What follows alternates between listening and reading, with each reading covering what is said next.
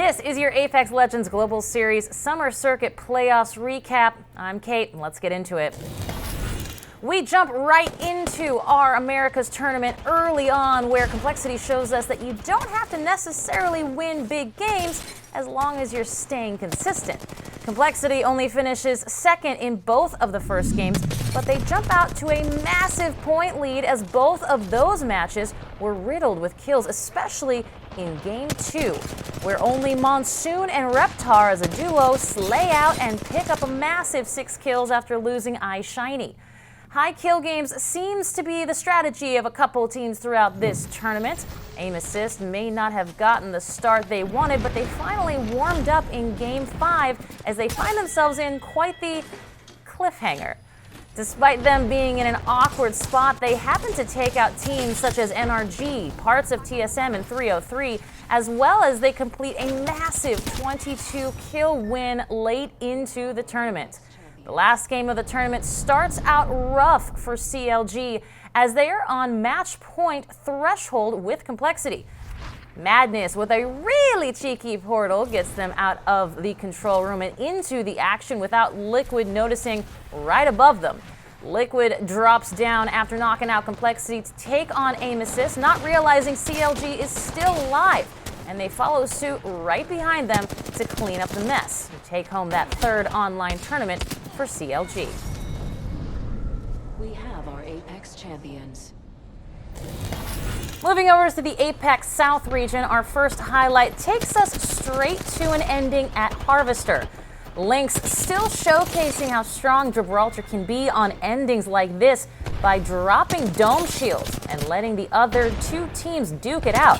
They come in after and clean up for an easy first place victory with 10 kills. Now we hop on over to Game 3, where EXO is holding high ground near where old Skulltown used to be. LYNX right underneath them, fighting for another victory, but textbook use of Wraith's portal for the endgame secures EXO a massive 14 kill win. However, since they're not in match point threshold, they don't win the entire tournament just yet. On to Game 6. LYNX is looking to close out the tournament well above match point threshold. They're hiding from the kill feed, however, as they're still dominating teams in the end circle. They rack up 6 kills and take out Wolfpack for good positioning heading into the last zone. After wiping out Myth and taking the RV that Othame is cowering inside of, they prove to be too much for them as they close out the tournament in an insane 20 kill win and are our APAC South champions. You could say EMEA kicks off very interestingly as LG attempts to kidnap a member of Kick with Wraith's portal. Although they actually managed to nab Kim Soo, he waddles back through the portal with LG's Sanya following instantly. Seebeck is waiting on the other end with a Mastiff as he turns the fight around big time on LG, resetting his team and pushing on to win Game 2 with 7 kills. Now Game 3 takes us into the Jungle Gym with our remaining teams in the final moments. Flavor of the Month pushes the teams fighting on the high ground, and while trying to drop and reload real quick, Max and Del come out of the woodwork, and with Max going down, Del is left to clutch up big time, not just against Flavor of the Month, but the rest of the teams alive as he carries his team to their first victory in Game number 3. Our final game couldn't have set the stage any better. Zone 6 reveals a very polarizing zone where only a team on one end will survive. GnaskeStrafeDel choose the fight and wipe AHG on the outside corner, while North chooses to huddle up on the inside. Now with both teams on match point threshold, Zone 7 is revealed to be right on GnaskeStrafeDel's doorstep. With no other option, North tries to make a desperation portal to the other side, but they just didn't stand a chance. GnaskeStrafey and Del win their final tournament together as a team. The APAC North region featured Season 6 many new legends appearing in the mix, such as Steel's Bloodhound doing what he does best and tracking down Mondo from Crazy Raccoons early in Game 1.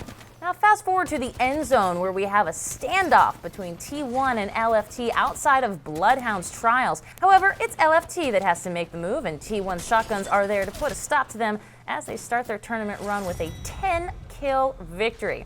Now jumping to Game 5, where we take a look at a big regional fan favorite, Crazy Raccoons. Now, they didn't get off to the start they wanted, but they press on, hoping to change their luck. They try to push against L7, Protection of Death Totem. However, it's quickly destroyed, leaving Ras vulnerable. His teammates are there to lay down some cover fire, which proves to be all that's needed as they pick up a massive 14-kill win. Now moving on to the final Game 7, Team BlackBird Ventus displays some extraordinary teamwork in the final zone as Diz Ms. Lizzie's teammates go down, but prove they're not quite out as they shield their Wraith long enough to stabilize and recover from a very close push by LFT. Now the very final circle closes right above BBV, but rather than climbing up and challenging everyone left, Yoruka decides to put the Arc in Arcstar as he throws one straight up into the air that comes back down and annihilates the rest of the competitors, giving them both the match and tournament victory. Remember, to keep up with all things Apex Legends, head on over to @PlayApex on Twitter and playapex.com/ALGS. Are you looking to be part of the action? Head to battlefy.com/ALGS.